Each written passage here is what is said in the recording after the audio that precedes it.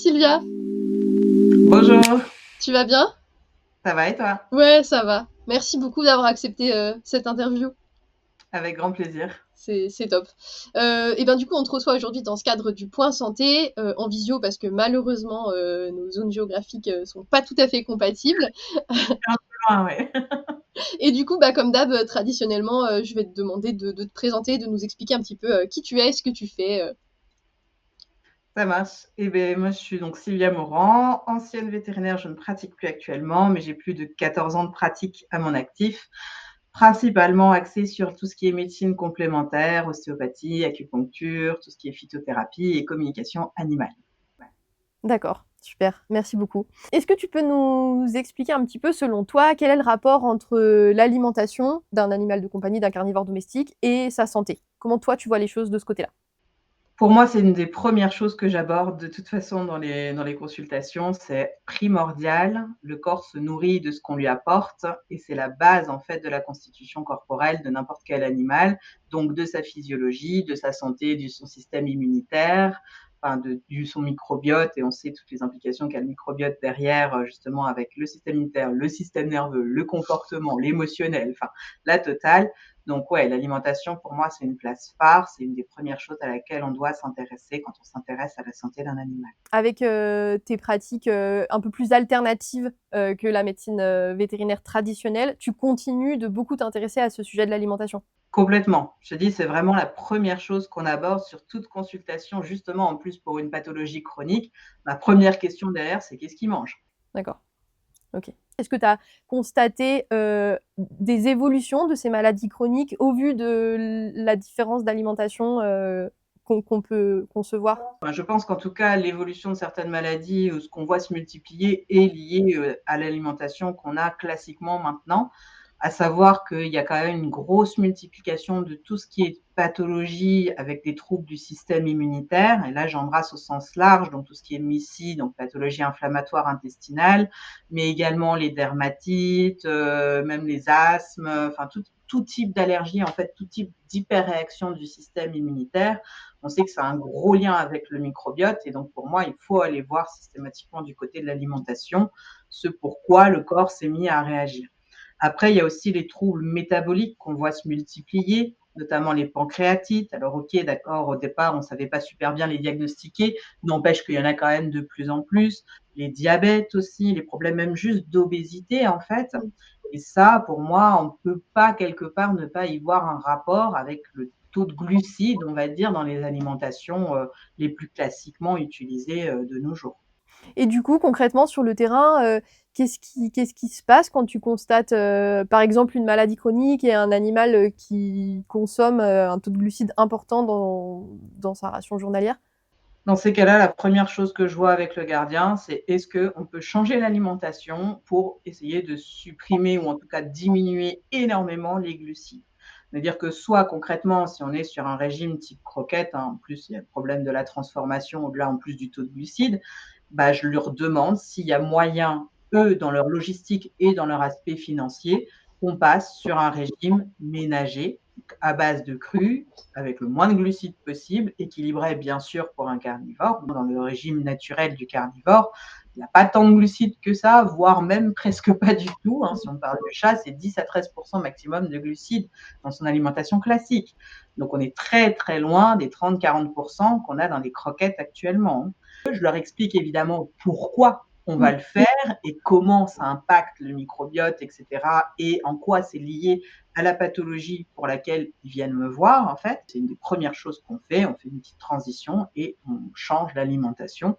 Alors, évidemment, je vais accompagner aussi en fonction de la pathologie, moi, du coup, en phytothérapie et puis voir le terrain émotionnel. Hein, ça, c'est mon grand jeu. Mais l'alimentation, ça fait vraiment partie des choses de base dans ma consultation à ce moment-là. Pourquoi finalement on est aussi exigeant et on a aussi peur plutôt de ce qu'on va mettre dans l'assiette de notre animal, alors que finalement en humaine on travaille beaucoup avec le bon sens et avec un aspect un petit peu naturalité à l'aliment, voilà, et bon sens, quoi. Pourquoi chez les animaux c'est aussi difficile? Pour le coup, on met justement beaucoup l'accent là-dessus, comme quoi, un régime croquette de façon générale serait beaucoup plus équilibré. Il y a tant de minéraux, on n'arrive pas à avoir tant de minéraux avec mais en fait, déjà, comme tu l'as très bien dit, reprenons les choses basiques. En humaine, on pèse pas notre Oui, alimentation tous les jours. Vous avez des grandes lignes, oui, certes, OK, il faut un peu de fruits, un peu de légumes, un peu de viande, un peu de machin. On a les grandes lignes, mais on n'est pas à peser au gramme près tout ce qu'on doit donner. Donc quelque part, pour moi, il y a un non-sens ouais. à aller jusque-là dans une alimentation, surtout physiologique, quand il y a pas en plus de problèmes pathologiques. À la rigueur, dans certaines pathologies, ça peut peut-être se justifier un peu plus de regarder un peu plus près la gamelle. Mmh. Ceci dit, pour ma part personnellement, mais ça n'implique que moi, j'irai jamais peser au gramme près. Mmh. Très honnêtement, hein, oui, les proportions, mais au gramme près, non, ça n'a pas de sens pour moi. T'évoquais un régime du coup plutôt cru. Et du coup, pourquoi plutôt cru? Tout simplement parce qu'en fait, dès qu'il y a transformation d'un aliment, on perd de la qualité nutritive, on perd de la digestibilité et on crée, si tu veux, des éléments, plus difficiles à digérer, plus agglomérés, notamment en ce qui concerne les protéines et qui peuvent déclencher par la suite des sensibilisations. D'où l'apparition de chiens allergiques maintenant au poulet, au bœuf, mais parce que en fait, justement, c'est ces produits-là qu'on a les plus utilisés en ultra transformés par la cuisson et dans une croquette en plus par la déshydratation, l'aspect mécanique, broyage, et cetera. Et du coup, en fait, on a créé une sensibilité aussi à ces protéines derrière. Plus l'alimentation est naturelle, et crue en l'occurrence, c'est le plus naturel possible, plus elle est facilement digestible, en tout cas en ce qui concerne nos carnivores et la viande. Mmh, D'accord? Pour faire des généralités, nous, on a des choses bien qu'on a sûr. besoin de dire, etc. Hein. Mais par contre, le carnivore, il est fait pour manger de la viande et il est fait pour la manger crue. À aucun moment, il va la cuire de toute façon, lui, spontanément dans la nature.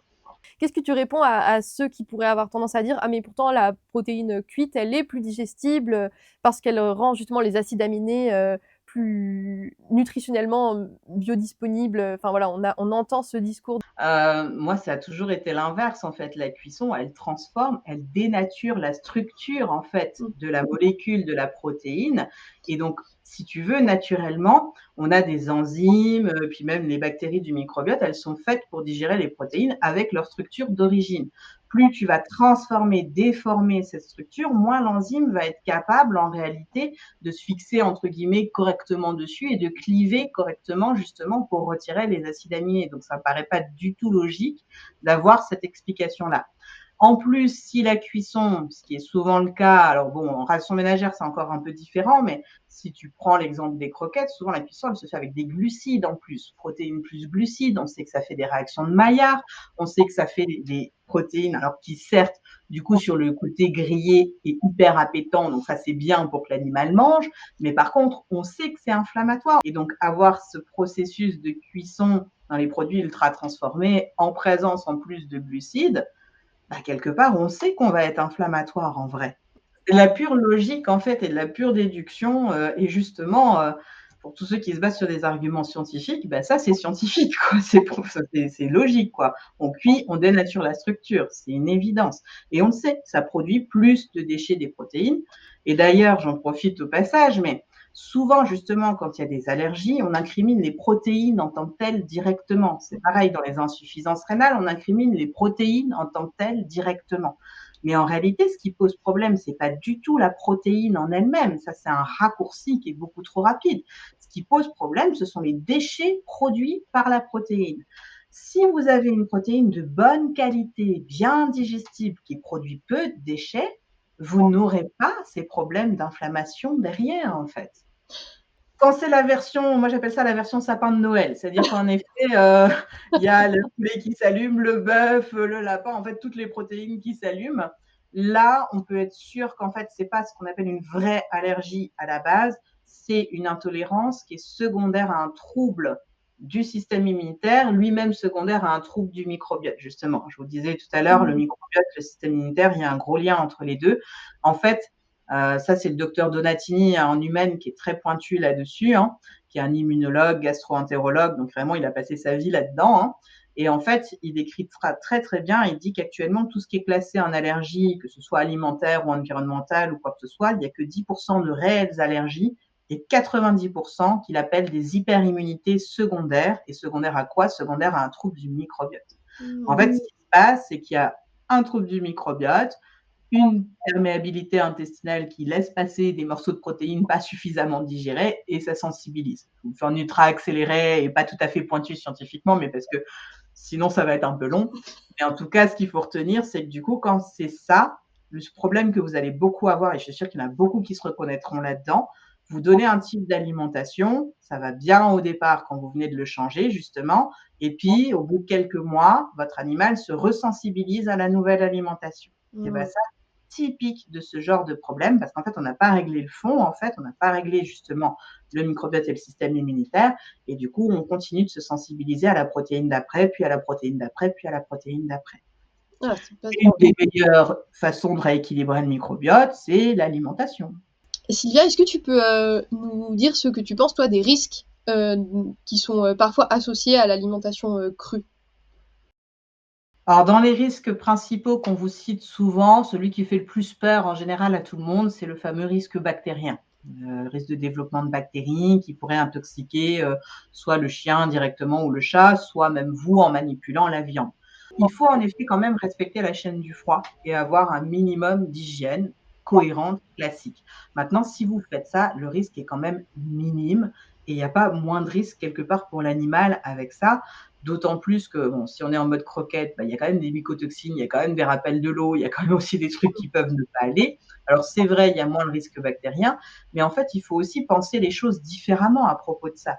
J'ai pas arrêté de vous parler du microbiote. Le microbiote, c'est des tonnes de bactéries.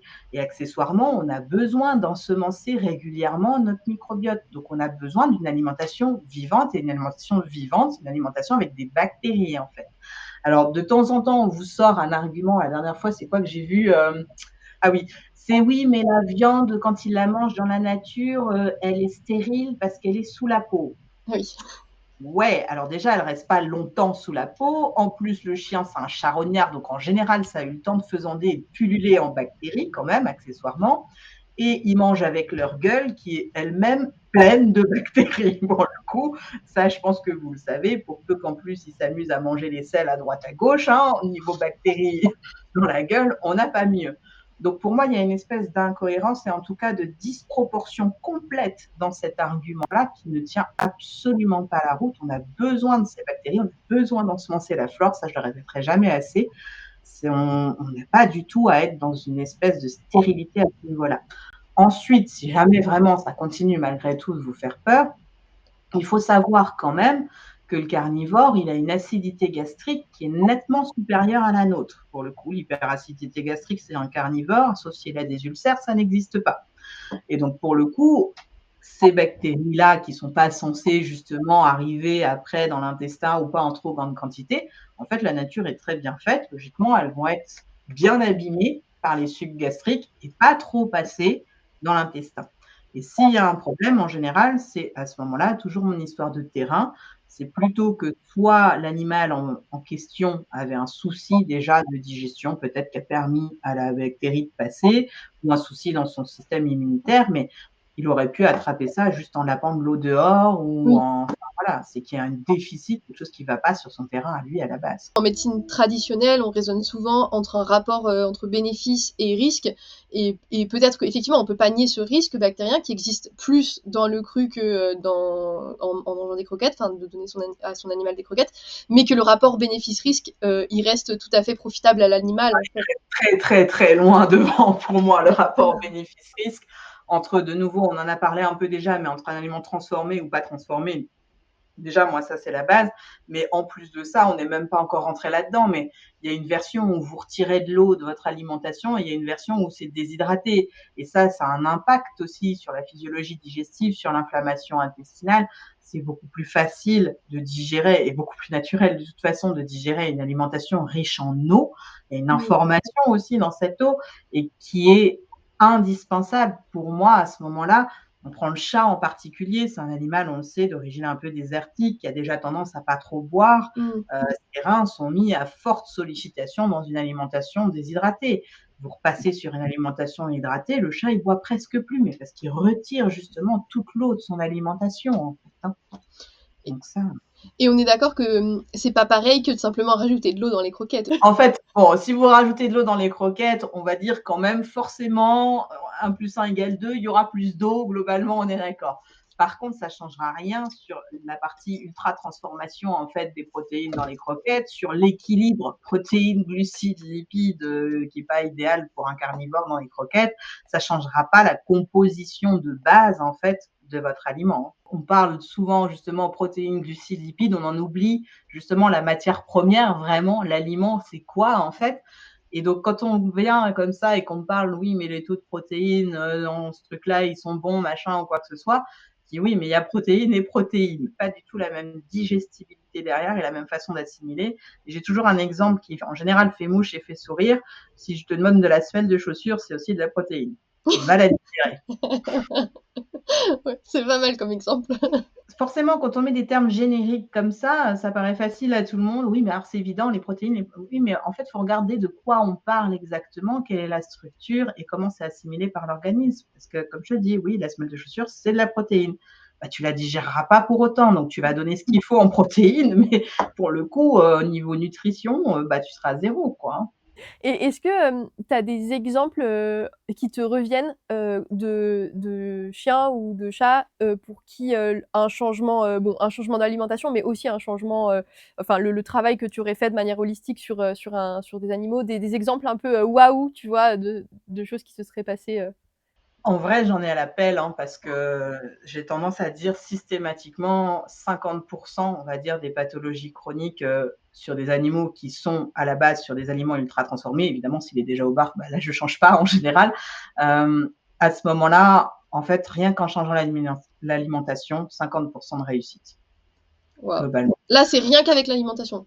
Ouais, alors je peux pas dire ça complet parce qu'en vrai, je vais pas faire que ça dans ma consultation, donc non, ce serait pas juste de dire ça. Je fais aussi mon acupuncture, mon ostéo, je vais voir le terrain émotionnel dès la première séance et donc quelque part, il y a d'autres choses qui sont mises en place et souvent aussi quand c'est des pathologies vraiment chroniques, je fais un drainage aussi pour les toxines en Ouais. phyto sur 1 mois et puis voilà.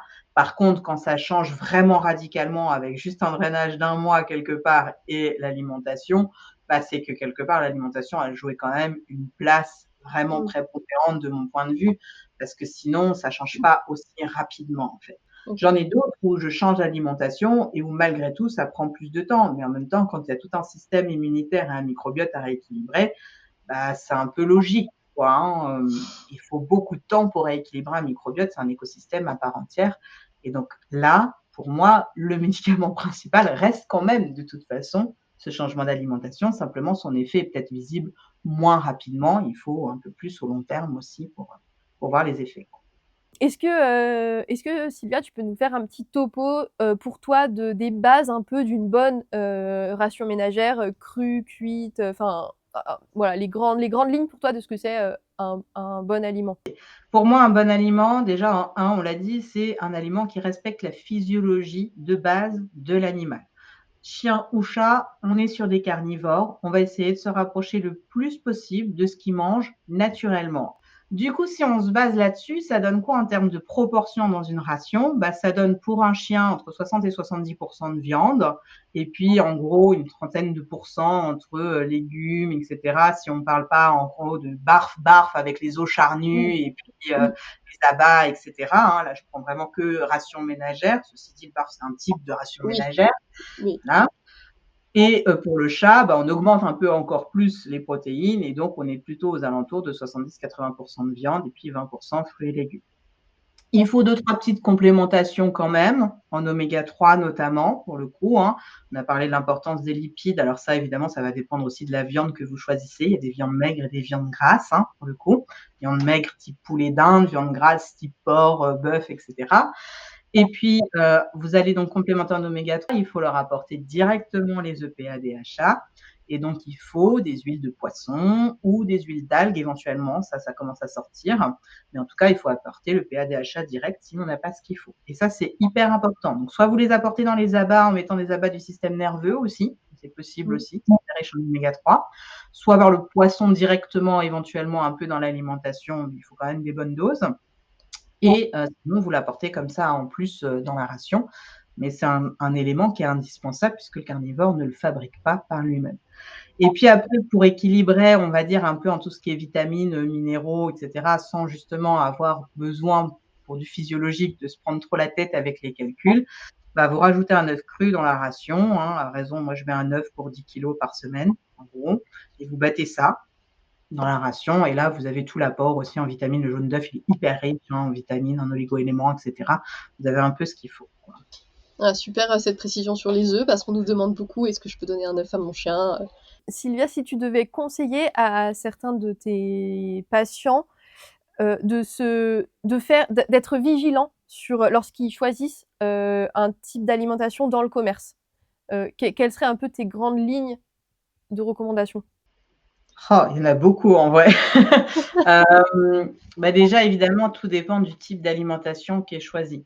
Pour le coup, si on est alors, il y a quand même des généralités qui seront valables dans les 2 types d'alimentation. Je vais plutôt partir là-dessus du coup. Et en premier, moi, c'est donc évidemment faire attention à la quantité, mais aussi à la qualité des protéines, en fait, qui sont dans l'alimentation. Si je dois choisir une seule chose quelque part sur laquelle vraiment il faut regarder, c'est le taux de protéines, mais aussi et surtout la qualité de protéines. On en a un peu parlé, hein, des différents types de protéines. Donc concrètement, sur une étiquette, comment ça va se voir? Bah, en fait, les ingrédients sont toujours listés par ordre de quantité quelque part dans lequel ils se retrouvent dans l'aliment. Donc vous devez avoir des protéines animales, j'insiste sur le animal, en premier lieu. J'insiste sur l'animal parce que la composition d'acides aminés n'est pas la même et que du coup, il peut y avoir des carences dans certains acides aminés si on prend des protéines végétales. Ça doit être marqué viande en fait, tout simplement. D'accord? Faites attention quand c'est marqué viande et produits dérivés. Ça veut dire qu'ils ont dû rajouter les produits dérivés pour pouvoir mettre viande en premier. Et là, en général, vous avez une petite parenthèse et derrière, vous avez marqué dont 14% de poulet, par exemple, voilà. Et donc, en fait, ça veut dire qu'en vrai, dans ce viande et sous-produits dérivés, il n'y a que 14% de poulet. Donc, on peut imaginer qu'il y a très peu de protéines de bonne qualité au départ. Donc, viande, pas de produits dérivés, ou alors s'il y a marqué, il faut que dans la parenthèse, le pourcentage quelque part de viande soit vraiment élevé, hein. Et là, déjà, vous aurez une meilleure idée de ce qu'il y a réellement dans votre aliment. Merci. Je pense que c'est une reco, une bonne reco en effet, qui fait sens qui fera sens pour ceux qui nous écoutent. Sylvia, je sais pas comment te dire merci. Non, mais